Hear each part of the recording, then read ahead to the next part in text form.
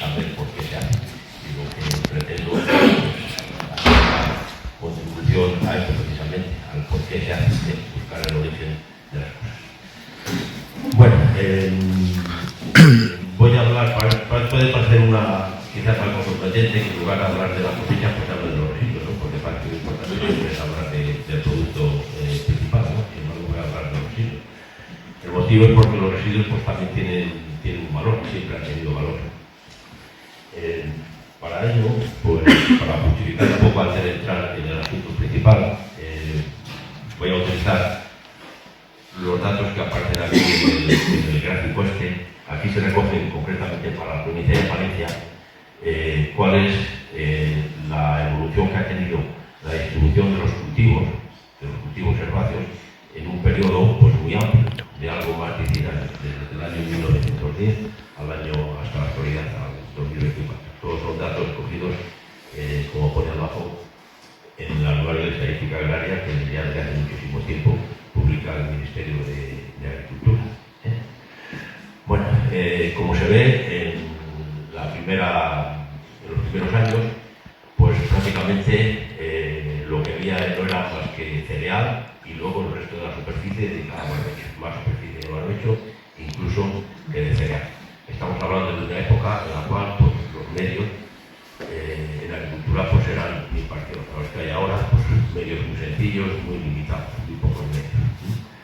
Con lo cual pues, no se podía sembrar toda la superficie todos los años y la clave fundamental para practicar la agricultura era el barbecho. En esos momentos, pues, los residuos, claro que tienen un valor. O sea, la paja fundamentalmente pues, tiene un valor. ¿Qué valor? Pues el valor ganadero, ¿no? Valor tanto como cama, como para alimento y luego también valor como combustible. Posteriormente pues ya apareció la mecanización, fue desapareciendo la tracción animal, los residuos ya empezaron a decaer ese valor ganadero que tenían y quedaban en superficie. Naturalmente por la maquinaria por los medios tan precarios todavía de maquinaria en aquellos tiempos, pues no se podía labrar con los residuos en superficie. Eran, por decirlo de alguna forma, unos tacos. Nuestra solución, eliminarles de la forma más expedita posible, a través de la gestión. ¿Vale? Luego, posteriormente, a medida que vamos avanzando, pues ya se ve que el barbecho poco a poco se ha ido reduciendo, a medida que la mecanización y otras apariciones en la agricultura que han contribuido a que el barbecho pierda sentido, pues los residuos ya se podía sembrar con residuos, porque la maquinaria, aparte de maquinaria capaz de trabajar con residuos. Y los residuos otra vez volvieron a recuperar el valor que tenían, el que han tenido siempre, no ya como valor ganadero, porque se sigue aprovechando la paja para el ganado, pero han tenido otro valor que han tenido siempre, que es el valor agronómico. Y sobre ese valor agronómico es el que justamente quiero incidir ahora. Bueno, para haceros una idea, pues el barbecho, pues en aquellos años, inicialmente, pues suponía casi 200.000 hectáreas y en la actualidad, pues no llega alrededor de las 50.000, nada más. Bueno, pues voy a hablar de los residuos en dos sentidos. En primer lugar, en la repercusión que tiene directamente sobre la fertilización y luego sobre las propiedades del suelo, en cómo contribuye al aumento del contenido en materia orgánica o al control de la materia orgánica del suelo. Primero, pues vamos a hacer una valoración de cuántos residuos puede haber. Bueno, a lo largo de toda la intervención voy a manejar aquí números, porque la exposición que voy a hacer la voy a hacer de forma, por así decir, cuantitativa, con números. No voy a hacerlo de forma cualitativa, voy a hacer cuantitativa. De todas formas, los números que voy a poner aquí, si alguien quiere con otros números, pues se puede hacer con otros números rápidamente, porque está preparado para poderlo cambiar y hacer otros supuestos diferentes. Bueno, he cogido los cultivos más frecuentes que por aquí, cereales, una leguminosa, guisante, y luego dos oleaginosas, el girasol y la colza. Y ahí he supuesto unas producciones. He puesto para los cereales 4.000 kilos y para el resto de los cultivos pues que aparecen ahí. Y a partir de ahí hago una estimación de cuál es la cantidad de residuo que se produce. Bueno, pues esa estimación se hace a través de lo que se llama el índice de cosecha. El índice de cosecha es la relación que hay entre la cosecha del grano y el resto de la biomasa aérea. No toda la biomasa, la raíz no, solo la parte aérea. Bueno, en los cultivos en los que se aprovecha la parte subterránea, evidentemente el índice se modifica. Es toda la biomasa, tanto la aérea como la subterránea, pero los que tenemos aquí es solamente la biomasa aérea. Bueno, y el índice que he cogido, que es muy frecuente, pues es este que aparece aquí, para los cereales, y este otro para los otros cultivos. Puede cambiar algo, pero bueno, este es válido. Con lo cual, pues aquí tenemos del total de biomasa aérea de un cultivo, como aquí aparece este cereal, pues el 40% puede ser el grano y el resto, que naturalmente es más, es el residuo. Con 4.000 kilos de grano, pues nos aparecen pues 6.000 kilos de paja, por así decirlo, de residuo aéreo. Bueno, ese residuo pues tiene un contenido de nutrientes.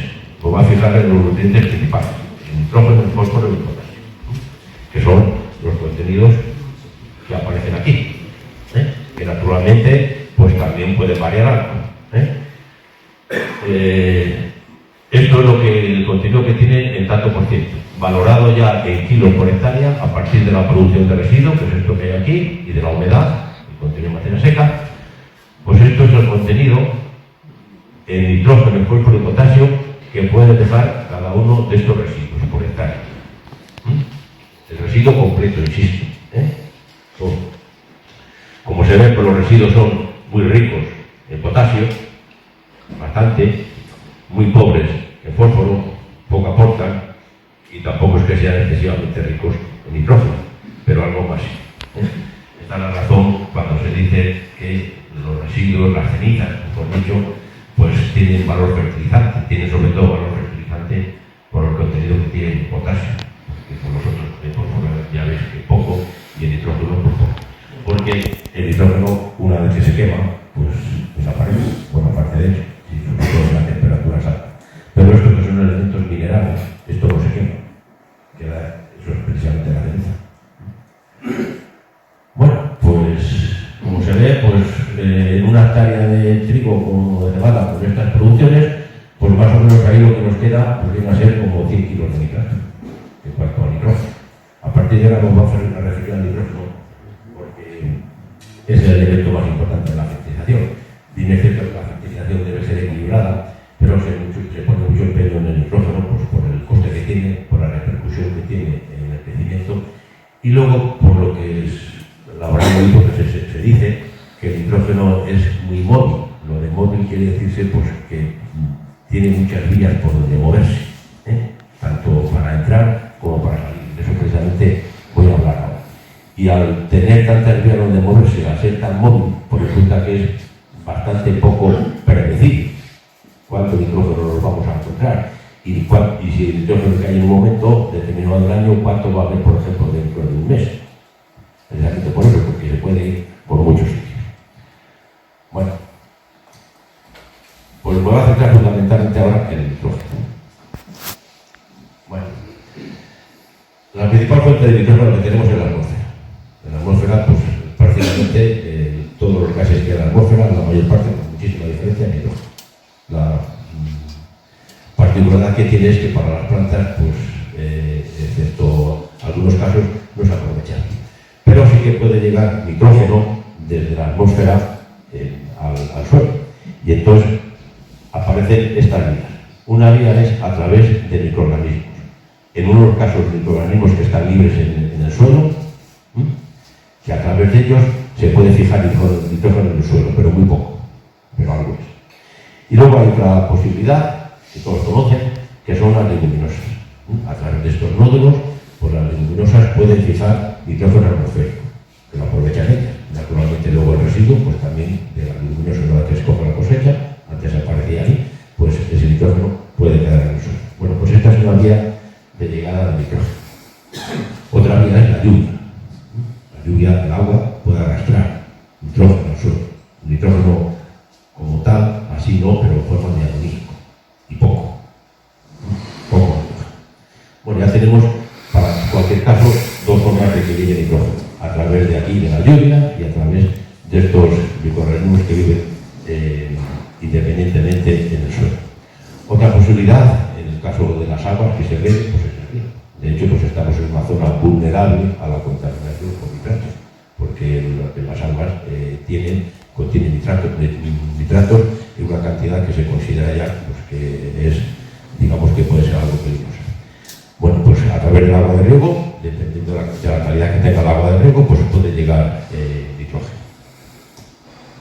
Otra posibilidad, ya nos vamos acercando, pues son los restos de cosecha, los residuos.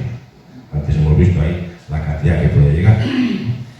Y luego queda, por último, la aportación que directamente puede hacer el agricultor con los fertilizantes, bien sean fertilizantes orgánicos o los fertilizantes minerales. Entonces, de esta forma, pues nos llega nitrógeno orgánico, que luego se tiene que transformar, con los fertilizantes minerales, pues de la forma que sea el fertilizante, el tipo de fertilizante amoniacal, nitratos o en forma de urea. Bueno, pues todo esto son las posibles entradas, las posibles vías por las que puede llegar nitrógeno al suelo. Y como era de esperar, pues ahora tenemos las posibles vías de salida de nitrógeno. ¿Cómo sale el nitrógeno del suelo? Bueno, una forma es, bueno, primero hablo de las salidas y más que de las salidas, de las transformaciones. El nitrógeno que está en esta forma, tanto en forma orgánica como en forma amoniacal y también en forma de urea, que no se aprovechan directamente por las plantas, se tiene, por así decir, que se tiene que transformar en una forma que sea aprovechable para las plantas. ¿Vale? Bueno. Los nitratos se pueden transformar en óxido de nitrógeno o en nitrógeno. El nitrógeno es un gas y el óxido de nitrógeno también es un gas y va libremente a la atmósfera. Ese es un proceso que se llama desnitrificación. Luego hablaré un poco de esto. Los fertilizantes amoniacales, tanto sean orgánicos como minerales, se pueden transformar en amoníaco. Y el amoníaco también es un gas que se escapa o va libremente hacia la atmósfera. Yo he llegado tarde y cuando he llegado, que estaban las preguntas, el anterior que estaba por aquí, algo he oído de la paja, de añadir urea o algo especial para escoger la paja. Bueno, pues esto es lo que ocurre. Igual que la paja, el nitrógeno de forma orgánica, pasa a nitrato, pues también el nitrato puede seguir el camino inverso y hacia atrás. Lo ha comentado.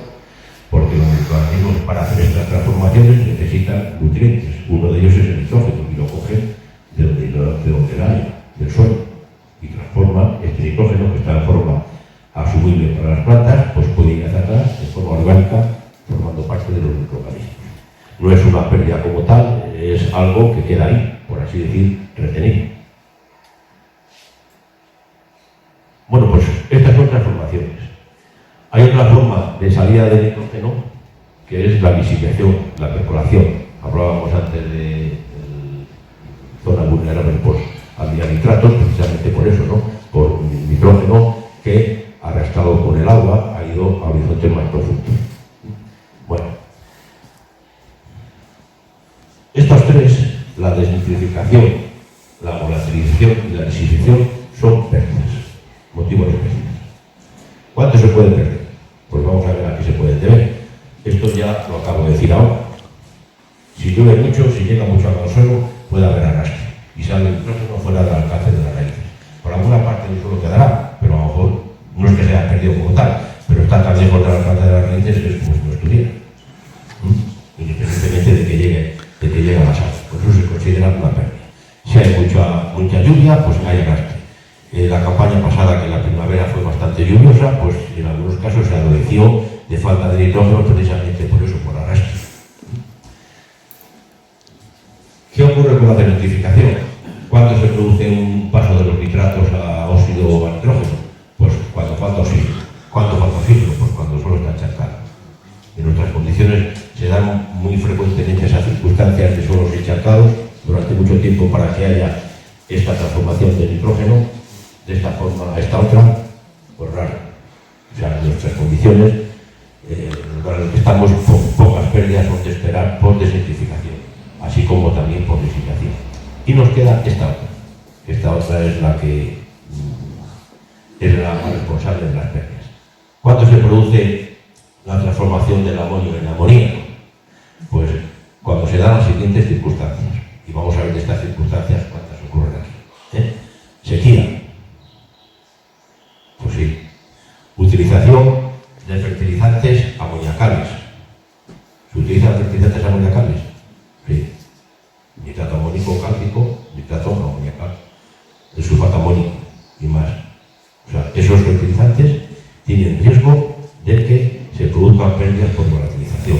Los fertilizantes orgánicos, lo mismo, también tienen mucho nitrógeno de forma amoniacal. Vamos a hablar del tipo de fertilizantes, de la sequía, pH alto.